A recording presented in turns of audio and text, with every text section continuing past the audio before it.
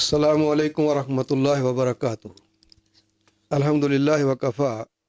والصلاة والسلام علی خاتم الانبیاء محمد مصطفیٰ احمد مجتبیٰ نور الہدا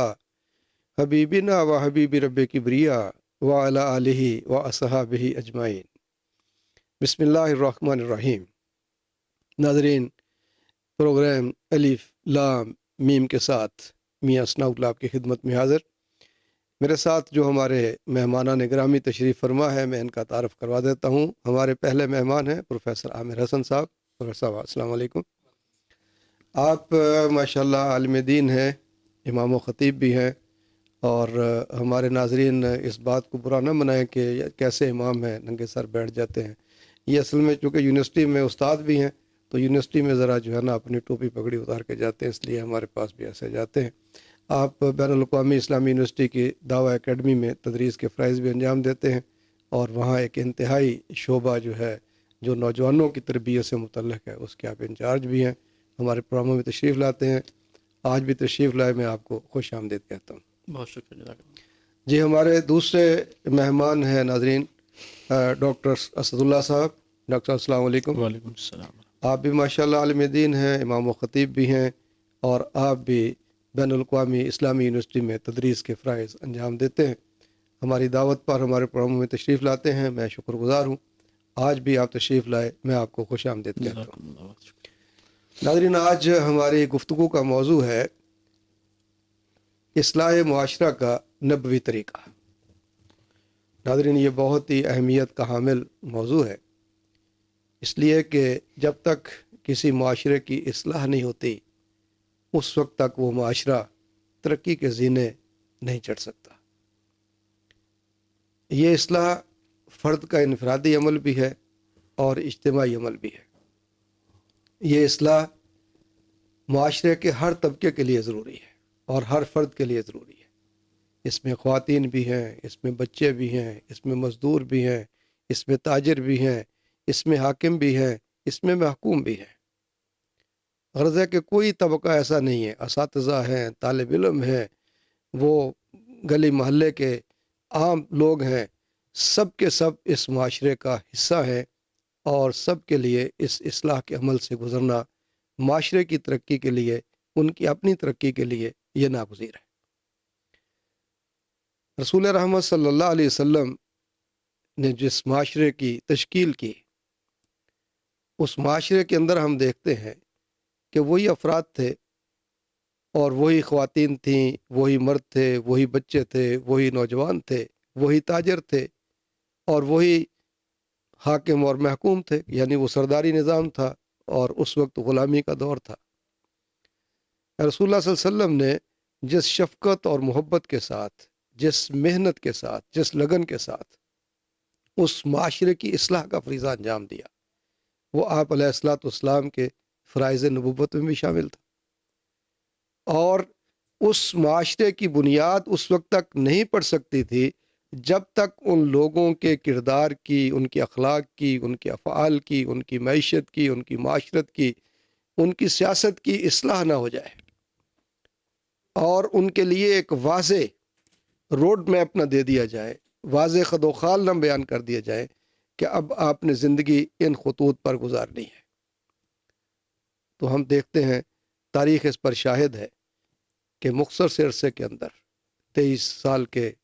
عرصے کے اندر، وہ معاشرہ رسول رحمت صلی اللہ علیہ وسلم نے تشکیل دیا کہ جس کی مثالیں آج تک کی دی جا رہی ہیں اور قیامت تک انشاءاللہ اسی طرح دی جاتے رہیں گی۔ آج بھی اس معاشرے کی اصلاح کے لیے، معاشرے کے اندر جو ہمیں بگاڑ نظر آتا ہے، وہ اخلاقی ہو، وہ معاشی ہو، وہ معاشرتی ہو، وہ سیاسی ہو، وہ کسی بھی طرح کا ہو، اس کی اصلاح کے لیے آج بھی نبی علیہ الصلوۃ والسلام کا نمونہ ہی ہمارے لیے قابل عمل ہے۔ ناظرین، اگر ہم اپنے معاشرے کی اصلاح چاہتے ہیں تو ہمیں رسول اللہ صلی اللہ علیہ وسلم کا طریقہ کار اختیار کرنا ہوگا کہ آپ نے بہترین اسوہ معاشرتی اصلاح کے لیے ہمارے سامنے چھوڑا ہے۔ آج ہم اپنے دونوں فاضل مہمانوں سے اسی پر بات کرتے ہیں، اور میں آغاز کرتا ہوں پروفیسر عامر حسن صاحب سے۔ آپ یہ فرمائیے کہ رسول اللہ صلی اللہ علیہ وسلم نے معاشرے کی اصلاح کے لیے جو عمومی طریقہ کار اختیار کیا وہ کیا تھا؟ بہت شکریہ میاں صاحب، انتہائی اہم موضوع کا آج ہم نے انتخاب کیا ہے۔ بلا شبہ رسول اللہ صلی اللہ علیہ وسلم کی جو زندگی ہے وہ ہمارے لیے اسوہ حسنہ ہے، اور اس میں معاشرتی اصلاح، دعوت و تبلیغ کے لیے بہترین نمونہ موجود ہے، اور ہر طبقے کے لیے اس میں نصیحت ہے، ایک طریقہ، ایک اسلوب اس کو مل جاتا ہے۔ جس طرح آپ نے کہا کہ جو معاشرے کے طبقات ہیں، تاجر طبقہ ہو، ایک عام فرد کا طبقہ ہو، حکمران کی طبقہ ہو، رعایا، سب کے لیے رسول اللہ صلی اللہ علیہ وسلم کی جو زندگی ہے وہ اسوہ حسنہ ہے۔ جب ہم دیکھتے ہیں تو اس میں اصلاح کے حوالے سے اور دعوت و تبلیغ کے حوالے سے رسول اللہ صلی اللہ علیہ وسلم کی جو زندگی ہے اس میں عمومی طور پر ایک تو پہلا جو سب سے اہم ترین اسلوب وہ یہی ہے کہ فرد کے ساتھ براہ راست ملاقات اور اس کو صحیح بات بتانا، دعوت دینا، اس کو جی نصیحت کرنا۔ جیسے نبی کریم جی صلی اللہ علیہ وسلم نے سب سے پہلے اپنے گھر سے دعوت کا آغاز کیا، پھر اپنے قریب ترین دوستوں سے، پھر قبیلے کے افراد سے ان کے پاس گئے اور ان کے سامنے اسلام کی دعوت رکھی، اور یہی اسلوب دوسرے انداز میں ہمیں پھر مدنی زندگی میں ملتا ہے کہ جہاں پر مسلمان ہوتے تھے تو کسی بھی صحابی میں، کسی بھی فرد میں کوئی تھوڑی سی کوتاہی دیکھتے تھے، کوئی معاملہ ہوتا تھا تو موقع کی مناسبت سے اس کو کچھ نہ کچھ نصیحت کرتے تھے، کچھ ایسی بات اس کو کہتے تھے جس کی وجہ سے وہ اس کی کوتاہی، اس کی یہ کمی دور ہو جائے۔ جی تو یہ ایک تو عمومی طور پہ ہے کہ آپ کسی کو اس کی جو غلطی کی نشاندہی کر دے، ایک حکمت کے ساتھ اچھے طریقے سے اس کے سامنے صحیح بات اصلاح کے پہلو سے رکھ دیا جائے۔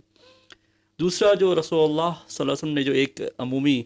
اسلوب اختیار کیا، خاص طور پہ مدینہ کے زندگی میں، جی اس میں ایک تھا کہ مجمع عام میں وہ لوگوں کے فائدے کے لیے، عمومی نفع کے لیے گفتگو کرتے تھے، نصیحت کرتے تھے۔ ایک تو جمعے کے خطبات ہیں، اس میں نصیحت ہے، اصلاح کی طرف دعوت ہے۔ جی اس کے علاوہ بھی نبی کریم صلی اللہ علیہ وسلم کا یہ طریقہ ہوتا تھا کہ کسی بھی نماز کے بعد آپ کسی موضوع کے اوپر جو معاشرے میں اصلاح طلب ہے اس کو لیتے تھے اور اس کے حوالے سے گفتگو کرتے تھے۔ اور نماز سے پہلے بعض اوقات ایک صلاۃ الجامعہ کی ندا دی جاتی تھی کہ تمام لوگ آئیں اور خصوصی طور پر آئیں اور وہاں پر نبی کریم صلی اللہ علیہ وسلم کی پھر نصیحت سنیں۔ جی تو اس طرح ایک تو انفرادی طور پہ بھی رسول اللہ صلی اللہ علیہ وسلم نے دعوت و تبلیغ کا، اصلاح کا کام کیا، اور جو سب سے مؤثر، سب سے بہترین طریقہ ہے۔ اور اس کے ساتھ ساتھ ایک جو معاشرے کے عمومی طور پہ کوئی ایسا پہلو ہے جس کی نشاندہی مطلوب ہوتی ہے، اس کے لیے ایک مجمع عام میں، ایک لوگوں کی گیدرنگ میں، وہاں پر اس بات کو اجاگر کیا تاکہ لوگ اسے سیکھ سکیں، ان کی اصلاح ہو سکے۔ جی تو اس طرح یہ دو بنیادی طور پر اہم اسلوب رسول اللہ صلی اللہ علیہ وسلم نے اختیار کیے۔ اس کے علاوہ بھی باقی ظاہر ہے کہ وہ تو وقت کے ساتھ ساتھ اور حالات کے ساتھ ساتھ جس طرح کا مجمع ہے، جس طرح کے لوگ ہیں، جی جی اسی طرح کا اسلوب نبی علیہ الصلوۃ والسلام کی حکمت میں شامل تھا۔ اور پھر آپ علیہ الصلوۃ والسلام نے کبھی کسی فرد کو ٹارگٹ نہیں کیا جی کہ اس کو پن پوائنٹڈلی کہا ہو کہ آپ ایسے کر رہے ہیں۔ جیسے ابھی آپ نے بات کی کہ کسی کے اندر اگر کوئی کوتاہی کمی دیکھتے تو عام مجمع میں کہتے کہ لوگوں کو کیا ہو گیا ہے، جی وہ یہ کام کر رہے ہیں، یا لوگوں کو کیا ہو گیا ہے، انہوں نے یہ کام کرنا چھوڑ دیا ہے۔ تو آپ وہ سارے لوگ خود کو سمجھ جاتے کہ اشارہ جو ہے رسول اللہ صلی اللہ علیہ وسلم کا ہماری طرف ہے کہ ہمارے اندر یہ کوتاہی پائی جاتی ہے۔ تو کتنا بہترین اسلوب آپ نے اصلاح کا اختیار کیا کہ تاکہ کسی کی دل آزاری بھی نہ ہو اور اس کو یہ بات بھی پہنچا دی جائے کہ آپ کے اندر یہ کمی کوتاہی پائی جاتی ہے۔ وہ انفرادی طور پر بھی ہو گئی اور اجتماعی طور پر بھی ہو گئی۔ اور میرے خیال میں آج یہی طریقہ کار اختیار کرنے کی ضرورت ہے، ہمارے واعظین کو، ہمارے علماء کو، خطباء کو، اساتذہ کو، اور جدید دور کے جو ہمارے وسائل ہیں جس میں خاص طور پہ ذرائع ابلاغ ہیں، ان پہ جو لوگ آتے ہیں، جن کو موقع ملتا ہے، اور اسی طرح سے بالخصوص ہمارا وہ طبقہ جو حکمران طبقہ ہے کہ جن کی طرف لوگ دیکھتے ہیں، بالکل ایسا ہی۔ اگر ان کی طرف سے اصلاح کا وہ عمل شروع ہو جائے جو رسول اللہ صلی اللہ علیہ وسلم نے خود کیا اپنے صحابہ کے ساتھ، اپنے قریبی دوستوں کے ساتھ، اور اس معاشرے کے عام لوگوں کے ساتھ، ظاہرہ وہی آپ کے قریبی دوست بنتے گئے کہ جس کی اصلاح ہوتی گئی، تطہیر ہوتی گئی، وہ رسول اللہ صلی اللہ علیہ وسلم کے پھر آ کر قریبدہ ہو گیا۔ تو وہ زیادہ اہم ہے کہ لوگ تاکہ پھر उसी तर्ज पर चल पड़ेंगे, वही तर्ज ज़िंदगी इख्तियार कर लेंगे जो ऊपर वाले लोग करते हैं। वो सादा ज़िंदगी का गुजारेंगे तो लोग भी सादगी की तरफ आएंगे, वो ईमानदार होंगे तो लोग भी ईमानदारी की तरफ आएंगे, वो झूठ, बददियानती, मिलावट, खयानत को छोड़ेंगे तो लामाला लोगों को छोड़ना पड़ेगा, इसलिए कि ऊपर कोई हिस्सेदार नहीं होगा। और यही वो मुआशरा था जो रसूलुल्लाह सल्लल्लाहु अलैहि वसल्लम तश्कील दिया कि अमीरुल मोमिनीन से भी लोग पूछ सकते हैं कि आपने ये माल कहाँ से लिया। यही माशरे की इस्लाह थी ना जी, बिल्कुल कि ऐसे लोगों ही। का अंदर के इंसान तब्दील हो गया कि अब हमने ये लूट को सूट और ये नहीं करना है। जी डॉक्टर असदुल्ला साहब, ये फरमाइए कि क्या इस्लाह माशरा का जो काम था ये नबी रहमत सल्लल्लाहु अलैहि वसल्लम की बुनियादी जिम्मेदारियों में से एक अहम तरीन जिम्मेदारी थी? बिस्मिल्लाहिर्रहमानिर्रहीम। जी बिल्कुल, हुज़ूर अकरम सल्लल्लाहु अलैहि वसल्लम को जब नबी बना के भेजा गया तो कुरान मजीद में जा बजा जहाँ पे उनकी ज़िम्मेदारियों का तज़किरा किया गया है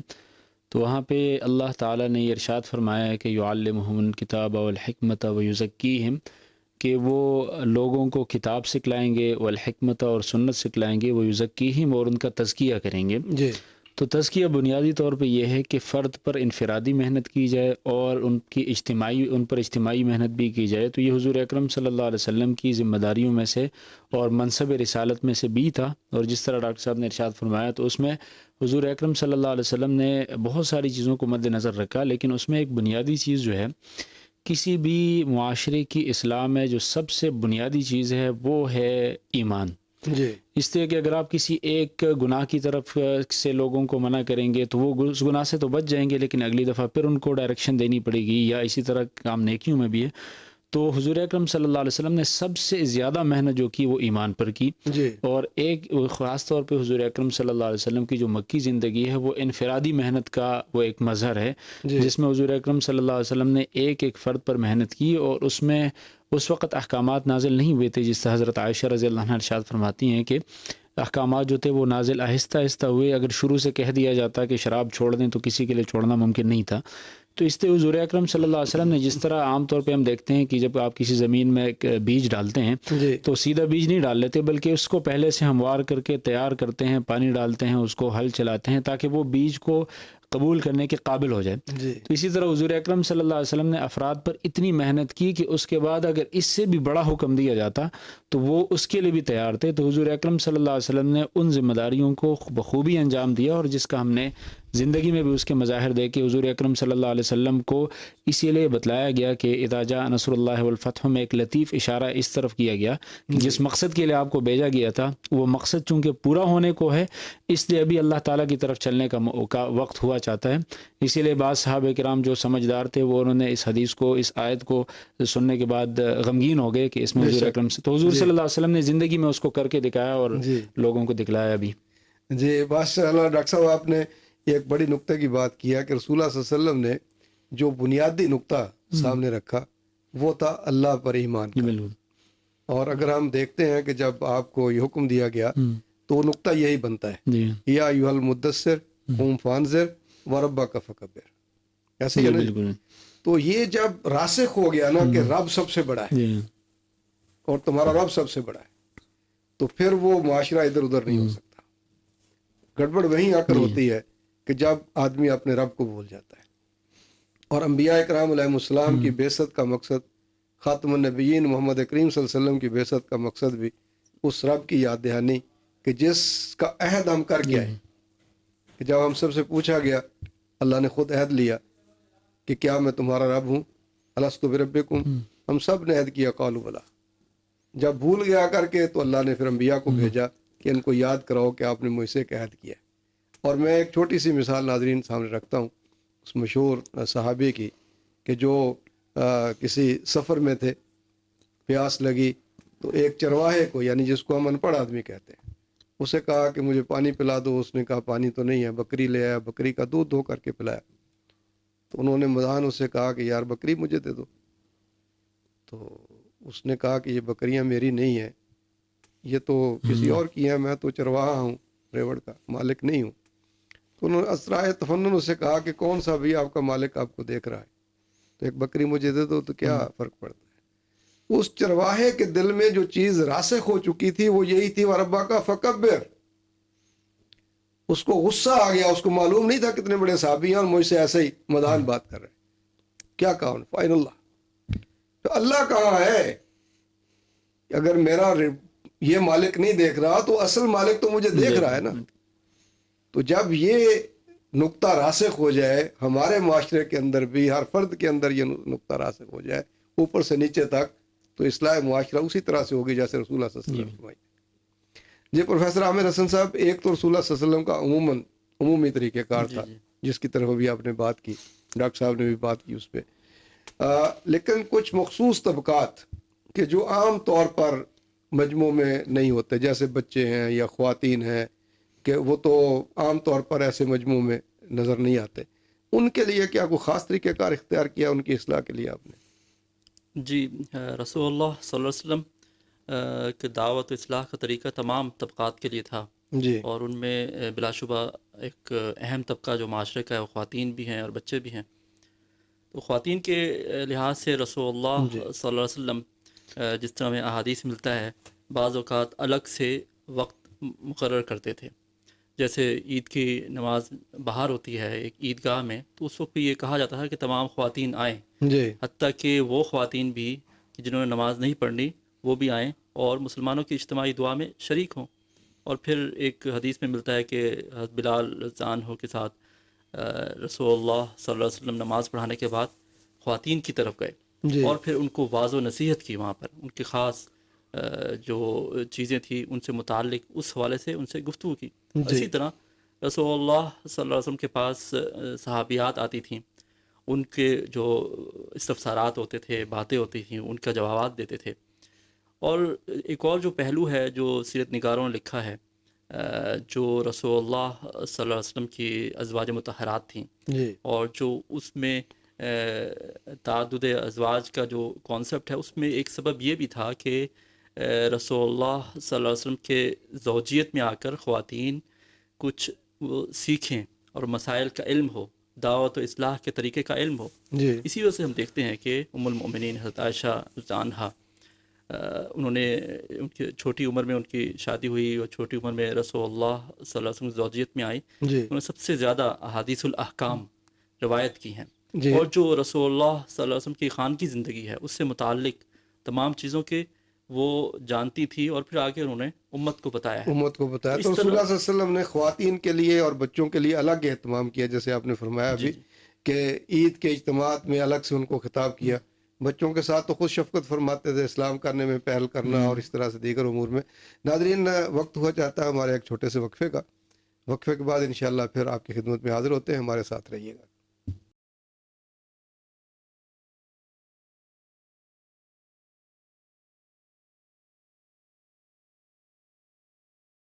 جی ناظرین، وقفے کے بعد ایک مرتبہ پھر آپ کی خدمت میں حاضر ہیں، اور آج ہماری گفتگو کا موضوع ہے اصلاح معاشرہ کا نبوی طریقہ۔ اس پہ ہمارے دونوں اسکالرس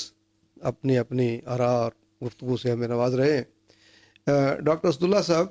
آپ نے ابھی تذکرہ کیا وقفے سے پہلے اپنی گفتگو میں کہ رسول اللہ صلی اللہ علیہ وسلم نے اصلاح معاشرہ کے لیے انفرادی طور پر محنت کی، یقیناً اجتماعی طور پر بھی محنت کی ہوگی، انفرادی عمل شروع ہوا۔ تو میں چاہتا ہوں کہ آپ اس پہ تھوڑا سا رہنمائی کیجئے کہ آپ علیہ الصلوۃ والسلام نے انفرادی طور پر کیسے اصلاح کا یہ عمل کیا اور اجتماعی طور پر بھی۔ اس میں ایک چیز کی طرف اشارہ کرنا چاہوں گا کہ ہمیں احادیث میں بہت ساری جگہوں پہ حضور اکرم صلی اللہ علیہ وسلم سے صحابہ کرام نے پوچھا کہ سب سے بہترین افضل عمل کیا ہے۔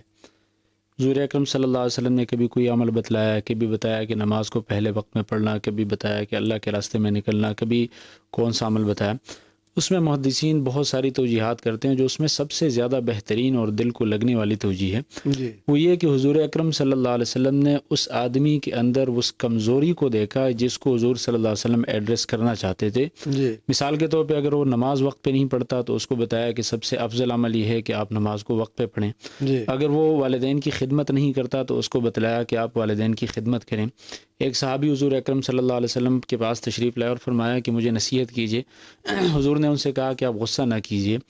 دوبارہ کہا کہ مجھے پھر نصیحت کیجیے. کئی دفعہ حضور اکرم صلی اللہ علیہ وسلم نے ان سے کہا کہ غصہ مت کیجیے. جی انہیں اللہ کے رسول صلی اللہ علیہ وسلم کو علم تھا کہ فلاں صحابی غصہ زیادہ کرتے ہیں، اس لیے ان کو اس طرح سے خطاب فرما کے وہ اس کمزوری والی جگہ کی طرف مطلع فرمایا. تو اسی طرح فرد کی انفرادی اس ماحول کو یا اس انفرادی طور پہ اس کو مد نظر رکھنا بہت زیادہ ضروری ہے. عام طور پہ ہم ایک عمومی حکم لگاتے ہیں، لیکن عمومی حکم کبھی کبھار وہ مفید ثابت نہیں ہوتا. جیسے ایک دفعہ ابن عباس رضی اللہ عنہ کے پاس ایک صاحب آئے اور کہا کہ کیا قاتل کی توبہ قبول ہوتی ہے؟ تو حضرت ابن عباس رضی اللہ عنہ نے ارشاد فرمایا کہ بالکل نہیں قبول ہوتی. جی وہ چلے گئے تو صحابہ کرام نے پوچھا کہ ہم نے تو یہ سنا ہے کہ شرک کے علاوہ کوئی بھی توبہ قبول ہو جاتی ہے. جی تو حضرت ابن عباس رضی اللہ عنہ نے ارشاد فرمایا کہ مجھے اس کے رنگ اور غصے سے یہ نظر آ رہا تھا کہ وہ شاید کسی کو قتل کرنا چاہتا تھا، اور اگر میں فتویٰ دے رہتا کہ آپ کی توبہ قبول ہو سکتی ہے تو اس نے وہ کام کر دینا تھا. اللہ اکبر. تو اس لیے اس میں جی بہت زیادہ اس کی طرف نگاہ رکھنی ضروری ہے کہ جی اس کی انفرادی حالت کیا ہے. جی تو حضور اکرم صلی اللہ علیہ وسلم اس کو بہت زیادہ اس حالت کو ایڈریس کرتے تھے اور ایک ایک صحابی پر محنت کرتے تھے. جو کمزوری ہوتی تھی اسی کمزوری کو ایڈریس کرتے تھے، اور وہ جس طرح آپ نے کہا کہ ایک اس طرح کسی کو ٹارگیٹڈلی نہیں کہتے تھے. جی صحابی کو کہا کہ آپ بڑے اچھے ہیں لیکن اگر آپ رات کو نماز پڑھ لیا کریں تو کتنا اچھا ہوگا. جی تو یہ طرز عمل حضرت معاذ رضی اللہ عنہ کو ایک بات کی تلقین کرنا چاہیے تو اس سے پہلے قسم کہا کہ معاذ میں آپ سے محبت کرتا ہوں. جی اس کے بعد کہا کہ آپ ہر نماز کے بعد یہ دعا پڑھا کریں، اللہم اعنی علی ذکرک و شکرک و حسن عبادتک. تو اس طرح سے جب فرد کے ساتھ آپ کا براہ راست انٹریکشن ہوگی اور اس طرح محبت کے انداز میں آپ اس سے بات کریں گے تو کیسے اس کا اثر نہیں ہوگا. اور حضور بے شک. اکرم صلی اللہ علیہ وسلم کے اس اثر کو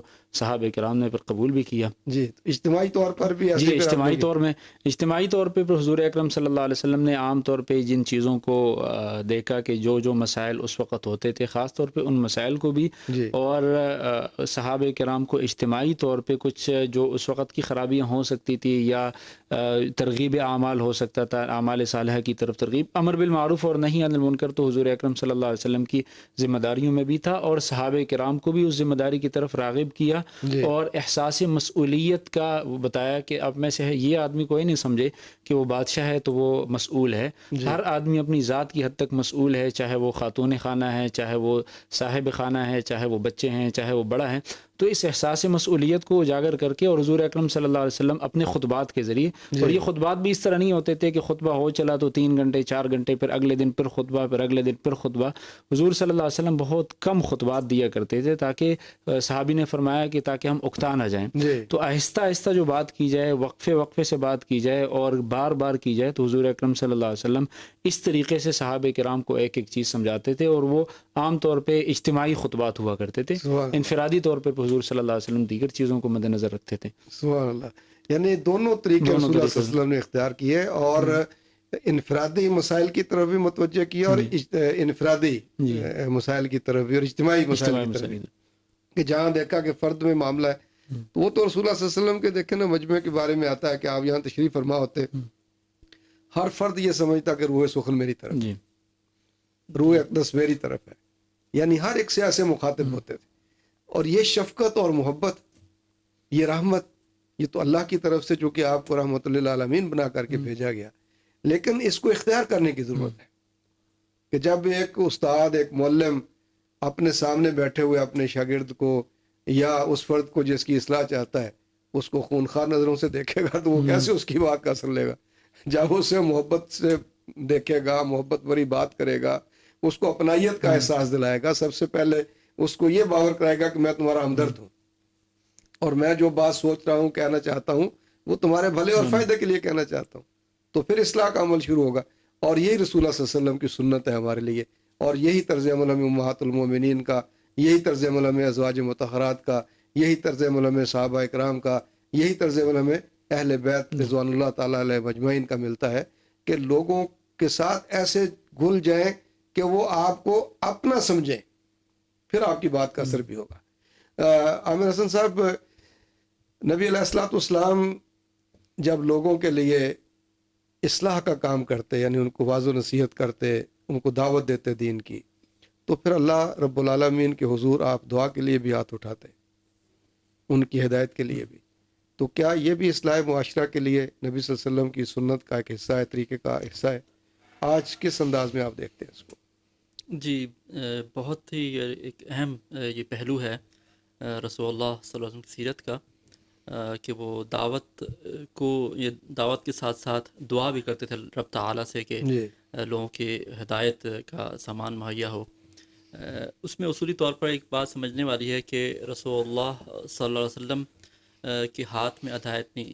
ہدایت صرف اللہ تعالیٰ کی طرف سے ہے۔ جی رسول اللہ صلی اللہ علیہ وسلم اور تمام لوگوں کا کام یہی تھا کہ وہ لوگوں کو صحیح بات پہنچا دیں، جی اور اس کے بعد پھر اللہ تعالیٰ کہ جس کا دل بدلنا چاہے وہ بدل سکتا ہے، جس کے نصیب میں ہدایت ہوگی وہ سیدھے راستے پر آ جائے گا۔ جی اس وجہ سے رسول اللہ صلی اللہ علیہ وسلم دعوت و اصلاح کا کام کرتے رہتے ہیں، اس کے ساتھ ساتھ پھر دعا کا بھی ایک اہتمام کیا جاتا تھا کہ اپنا کام تو میں نے کر دیا ہے، جی اے رب اب تیرے سامنے یہ تمام چیزیں ہیں اور تو جو چاہے ان کے ساتھ کام لے لے۔ جی اس میں دیکھتے ہیں کہ مکہ میں نبی کریم صلی اللہ علیہ وسلم نے حضرت عمر رضی اللہ عنہ کے حوالے سے اور ابو جہل کے حوالے سے دعا کی تھی کہ ان جی میں سے کسی ایک کو ہدایت دے دے جی تاکہ ان دونوں کے مقام مرتبے کی وجہ سے دین کو تقویت حاصل ہو، اور وہ جی حضرت عمر رضی اللہ عنہ کے حق میں وہ دعا قبول ہوئی۔ اسی طرح دیکھتے ہیں کہ جب طائف کا سفر کیا اور وہاں پر اوباش لوگوں نے لہو لہان کر دیا، اور وہاں پر بھی جب فرشتوں نے کہا کہ ہم اس دو پہاڑوں کے درمیان اس بستی کو پیس ڈالتے ہیں، تو اس وقت بھی جی انہوں نے دعا کی کہ یہ ان لوگوں کی آئندہ نسلوں میں سے ایسے لوگ آئیں گے جو ہو سکتا ہے صحیح راستے پر ہوں، ان لوگوں نے اگر دین قبول نہیں کیا تو آئندہ آنے والے افراد جو ہے نا وہ ہو سکتا ہے تو دعا کو اس کو دعوت کو قبول کر لیں۔ جی اسی طرح ہم دیکھتے ہیں کہ ایک صحابی اپنے قبیلے گئے اور انہوں نے دعوت کا کام کیا، لیکن وہاں پر لوگوں نے ان کی بات کو نہیں سنا، وہ واپس آئے، رسول اللہ صلی اللہ علیہ وسلم نے ساری صورتحال رکھی اور ان سے کہا کہ آپ دعا کیجئے، جی تو رسول اللہ صلی اللہ علیہ وسلم نے دعا کی اور ان کے لیے برکت کی دعا دی، اور پھر واپس گئے، اور اس دعا کے نتیجے میں اللہ تعالیٰ کے حکم سے تمام کا تمام قبیلہ جو ہے وہ مسلمان اللہ ہو گیا۔ سبحان اللہ۔ یہ ایک اہم پہلو ہے کہ ہم اس پہلو کو نظر انداز کر لیتے ہیں۔ جی ایک دائی جب مشن کے لیے نکلتا ہے تو اس کا ہتھیار سب سے بڑا دعا ایک ہے۔ دعا ہوتا ہے، جی اس کے ساتھ رکھے گا تو اس کے اندر اخلاص بھی ہوگا، ایک جذبہ بھی ہوگا، اللہ تعالیٰ کی مدد بھی ہوگی، اور وہ یہ نہیں سمجھے گا کہ بھئی میری دعوت کے اندر اثر ہے جس کی وجہ سے یہ لوگ ہدایت پا رہے ہیں، میری گفتگو کے اندر، میرے واعظ کے اندر، میری جی تبلیغ کے اندر ایک جادو ہے جس کی وجہ سے لوگ ہدایت حاصل کر لیں، بلکہ وہ اسی کے اوپر اعتقاد رکھے گا کہ یہ تو میری کوشش تھی، اصل اصل کام تو اللہ رب العالمین کے اختیار میں ہے۔ رخ پھیرا ہے، دین کی طرف جی مائل کیا ہے۔ یعنی آج بھی اس اسلوب کو اختیار کرنے کی ضرورت ہے، وہ اساتذہ ہوں، وہ خطباء ہوں، علماء ہوں، واعظین ہوں، مبلغین ہوں، اور بالخصوص میں کہوں گا کہ حکمران طبقہ، کہ جب وہ اخلاص سے دل کے ساتھ دعا بھی کرے گا اللہ تعالیٰ سے، اپنی پوری محنت جستجو اور کوشش کرنے کے ساتھ ساتھ کہ راہ راست پر لانا ہے معاشرے کو۔ ظاہر ہے کہ اگر حکمران وہ ہو جائیں کہ جو علماء ہوں، واعظین ہوں، تو ظاہر ہے کہ وہ بھی کام کریں گے، لیکن اگر حکمرانوں کے پاس دین کا واجبی علم ہو تو دعا کے لیے تو اللہ سے کسی زبان میں بھی دعا مانگی جا سکتی ہے۔ وہ ماڈرن ذرائع سے اصلاح کی کوشش کریں گے، لیکن اس کے ساتھ ساتھ جب دعا کریں گے تو اللہ تعالیٰ جلدی قبول فرمائے گا، جی کہ یہ چاہتے ہیں واقعتاً یہ معاشرہ بدل جائے۔ تو اصلاح معاشرہ کے لیے تعلیم کے ساتھ ساتھ، تبلیغ کے ساتھ ساتھ، ترغیب و ترہیب کے ساتھ ساتھ اللہ کے حضور دعا کے لیے ہاتھ اٹھانا بھی ضروری ہے۔ نبی علیہ الصلوۃ والسلام کی یہ سنت ہے اور آپ کا طریقہ کار بھی ہے۔ ڈاکٹر اسداللہ صاحب یہ فرمائیے کہ یہ جتنے اسلوب ابھی آپ دونوں نے بیان کیے ہیں، ان کے بارے میں ہم چاہیں گے کہ کیسے آج مستفید ہوا جا سکتا ہے، لیکن اس سے پہلے ایک کہا جا رہا ہے مجھے مختصر سے وقفے کے بعد انشاءاللہ ناظرین پھر حاضر خدمت ہوتے ہیں، ہمارے ساتھ رہیے گا۔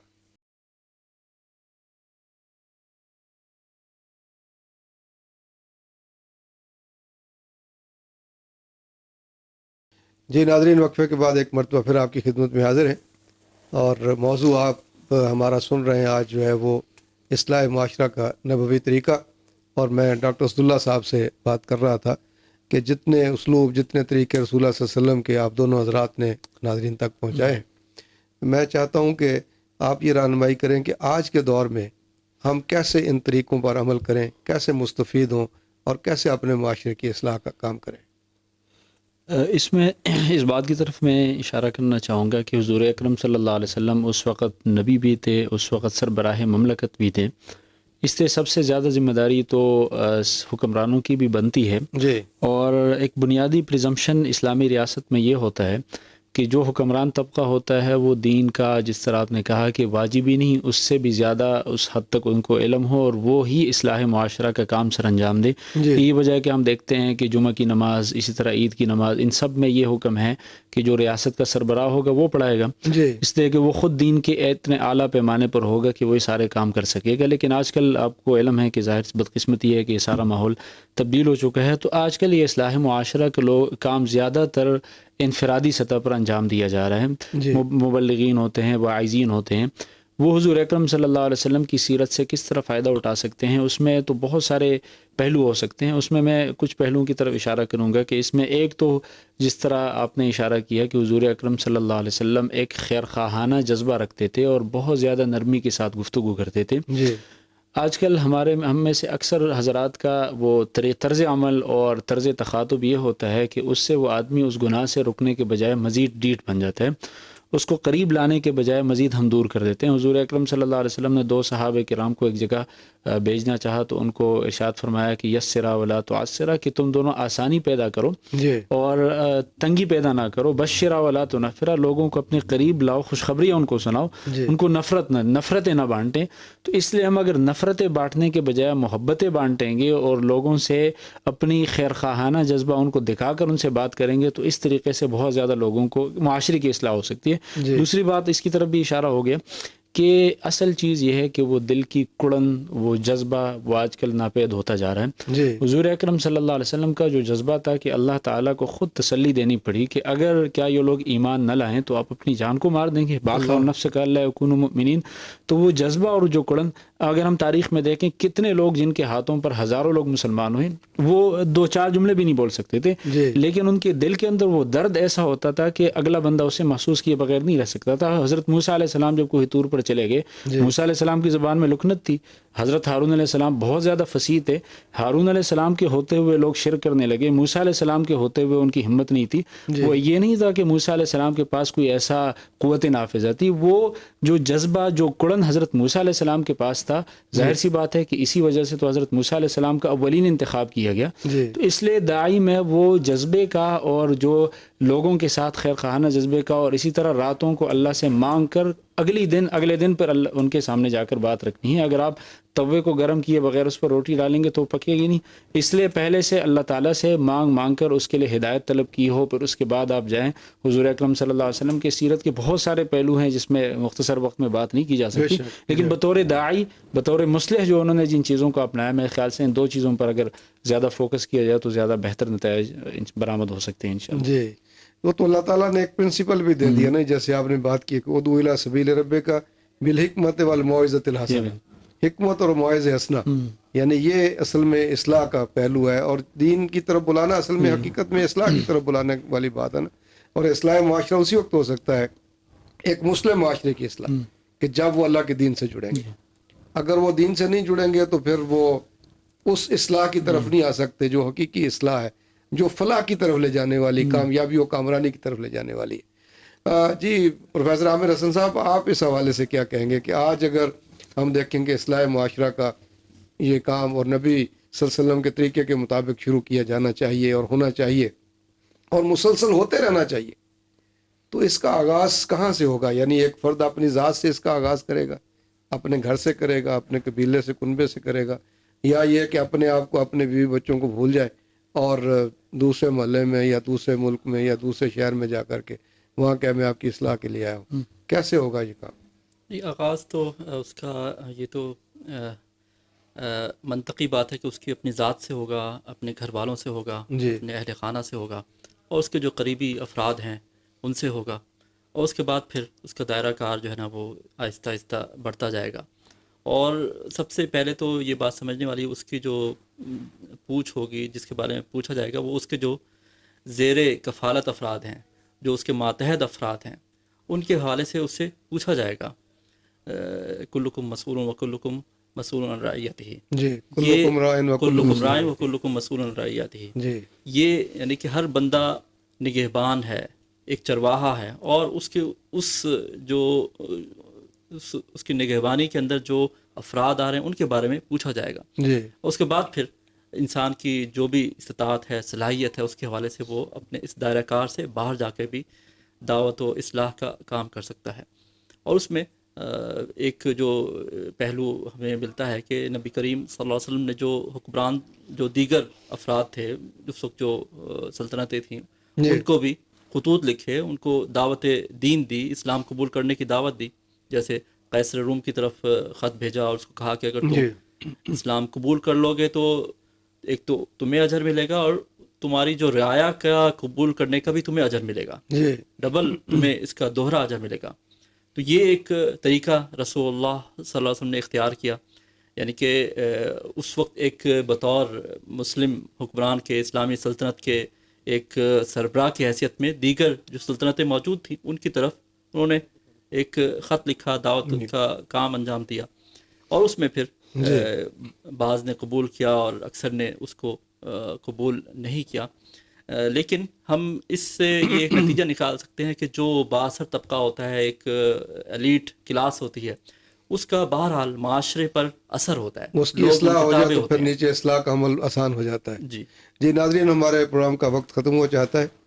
میں شکر گزار ہوں اپنے دونوں فاضل مہمانوں کا، پروفیسر عامر حسن صاحب اور ڈاکٹر عبداللہ صاحب کا، کہ آپ نے وقت دیا ہمارے پروگرام میں تشریف لائے. اللہ رب العالمین سے دعا ہے کہ میں اپنی آخری کتاب قرآن مجید اور اپنے آخری رسول محمد کریم صلی اللہ علیہ وسلم کی مکمل اتباع کرنے کی توفیق عطا فرمائے، اور ہمیں معاشرے کی اصلاح کا وہ طریقہ کار سمجھنے کی اور اختیار کرنے کی توفیق عطا فرمائے جو رسول اللہ صلی اللہ علیہ وسلم نے اختیار کیا، جس کو معاشرے کی اصلاح کا نبوی طریقہ کہا جا سکتا ہے. اور آج کے اس دور میں سمجھتا ہوں کہ ذرائع ابلاغ،